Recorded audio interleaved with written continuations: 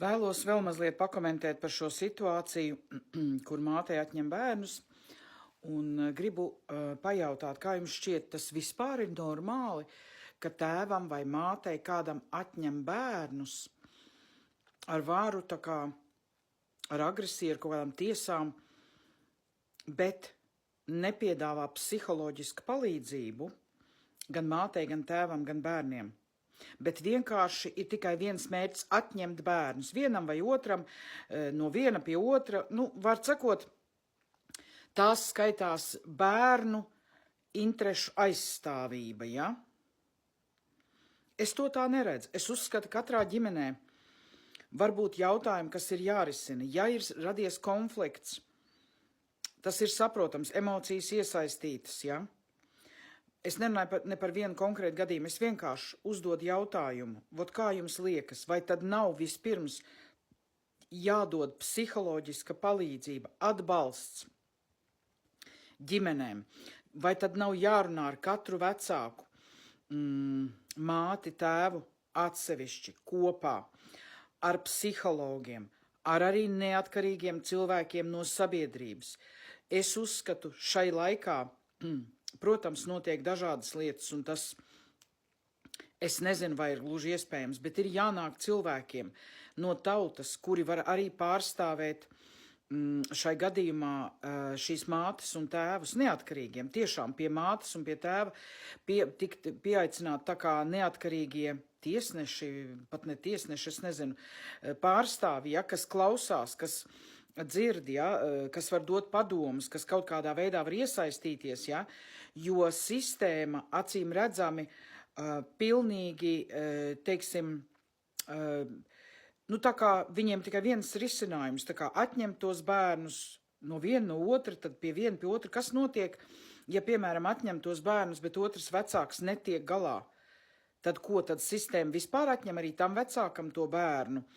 Ieliek bērnu namā vai kā? Mēs jau dzirdam, kādas lietas notiek šodien ar bērniem. Es pilnīgi viennozīmīgi uzskatu, ka šeit kaut kas nav tīrs, ka tos bērnus tā ar varītēm grib vienmēr atņemt tiem vecākiem. Un cik mēs esam dzirdējuši šādus gadījumus, vai mums nav jāizdomājas par to, kad notiek vienkārši aiz bērnu aizstāvēšanas, notiek vienkārši darbības, kuras faktiski tieši bērniem ir kaitīgas un bīstamas. Es uzskatu, jāsniedz visa iespējamā psiholoģiskā palīdzība un jāatrod miera ceļš kaut kādā veidā, kā es teicu, kopā ar psihologiem, kopā ar cilvēkiem no tautas. Jā, es vēlreiz pasvītroju, ir jābūt tautas balsī kaut kādai. Jo mēs nevaram, tad, kad sistēma pielaiž kļūdas, un mēs redzam, tās pat nav kļūdas, tie ir noziegumi, kurus sistēma pieļauj un pielaiž, tad ir jāceļas tautas spēkam. Tādas ir manas pārdomas, rakstiet komentāros, kā jums šķiet, bet es neuzskatu, ka atņemšana, ka bērnus atņemt no viena vai otra vecāka, es pilnīgi neitrāli šo runāju. Es neuzskatu, ka šī atņemšana vai, teiksim, no viena otram, atņem vienam, ieliek otram, es neuzskatu, ka tas ir izcinājums, jo bērnu tas plēš uz pusēm. Bērnam ir svarīgi gan māte, gan tēvs. Viennozīmīgi, es to arī varu pateikt, kad pašai man ir tāda pieredze, kad manai meitai bija kaut kāda 17 gadi, ja mēs ar vīru dzīvojam atsevišķi jau, ka viņai bija kaut kāda 10 gadiņi, un viņa vienkārši izlēma, ka viņa ies pie tēva. Es nestājos pretī, jo es zinu, ka tēviem meitām tēvs ir ļoti svarīgs. Bet tam visam ir jābūt, saprotiet, viņa arī nebija maziņa, ja, tad es varbūt savādāk, es varbūt gribētu, ka viņa, turpina pie manis un satiekas ar tēvu. Es nekad nestājos pretī, kad tēvs nāca satikties ar meitu, nekad. Faktiski viņš daudz kur nekorekti rīkojās, bet es to visu toreiz, jau esot uz šī apzinātības ceļa, es uz visu skatījos savādāk un miera ceļā ar visu mēģināju risināt. Un, jā, tāda ir man pārliecība. Bet es redzu, piemēram, ja sistēma būtu iejaukusies arī tur toreiz, un es atceros, ka man meita pat stāstīja, kad skolā viņus iedrošina skolā, es runāju par Angliju, ka ja tev kaut kas mājās tur nav tā, tad tu zini, sociālie servisi ir. Skola arī rīkojas pret mātēm un tēviem, nostādot bērnus pret vecākiem.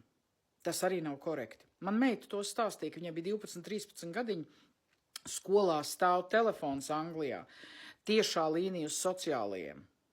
Es saprotu, ka tas viss tiek pasniegts tādā mērcītē, ka tas ir bērnu labumam, un ja mājās ir vārdarbība vai kaut kas, protams, ja mājās ir vardarbība vai bērns sit kauja vai dauza vai vēl kaut ko, ja arī tādi gadījumi diemžēl ir, jo ne visi ir cilvēki, saprotiet, tur iekšā varbūt ir sēž dēmoni, ja?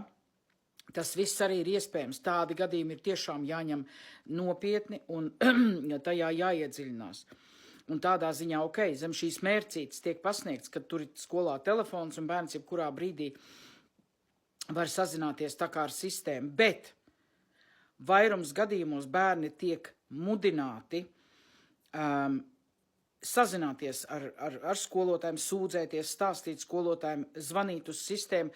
Ja vecāks, piemēram, kaut ko aizliedz, ja vecāks vai māte vai tēvs kaut ko neļauj, tātad bērns piedzimst mātei, bet viņa ir tā stulbā, kas neko nezina, bet sistēma zina visu, ko bērnam vajag, ko drīkst, ko nedrīkst. Tātad viņa vairs nedrīkst audzināt, vai tie vecāki, tēvs, māte nedrīkst audzināt. Sistēma audzinās bērnus, jau noteiks, ko bērnam var, ko nevar. Paklausieties, tas nav normāli, tas ir jau diagnoze sistēmai, saprotiet? Un tiek iedrošināti un mudināti bērni sūdzēties par vecākiem. Diemžēl tā tas ir. Es runāju par Angliju, un man ir jautājums, vai kāds var šeit iekomentēt, kā ir Latvijā, jo man bērns nav gājis Latvijas skolā. Es nezinu par to pateikt, un es negribu nevienu apsūdzēt. Bet es jums konkrēti pasaku, tā man meita liecināja, kad, mam, ja tā, es pasūdzēšos tur, es tā pastāstu vēl, ka viņi man sāk stāstīt, es klausos šokā, ko tur skolā bērnam borē. Saprotiet mani? Un kā izprašņā un iztaujā bērnu. Kas tur mājās? Un tā. Tikai, lai vienkārši bērnam zombētu kaut ko citu. Tas nav normāli. Tāpēc saku, ja skolās vai vispār sistēmā notiek šāda pret vecākiem nostāja, ir jāsāk celties tautas pārstāvjiem un jāpārstāv mātes un tēvus, es nezinu, brīvprātīgām organizācijām. Man vairs nav tie gadi, lai es to darītu, bet tiem, kas ir vecāki, kam ir bērni, ja? Vai tiešām jūs neesat aizdomājušies, kad ir jāiestājas par saviem bērniem? Es savā laikā ļoti, kad meitai bija 10, 11 gadi, arī es jau stāstījusi par to vakcīnu, kad visus gribēja novakcinēt pret dzemdes vēzi, visas meitenes. Es papētīju, skatos pagaidu, bet tā vakcīna ir tikai pret 4. Es saprotu, kāpēc vispār to vakcīnu, bet es tā inteliģenti visu izpētīju. Tā vakcīna ir pret 4 paveidiem šī vēža. Un es teicu, ja tā neaizsargā pret visiem, mana meita šo vakcīnu neņems.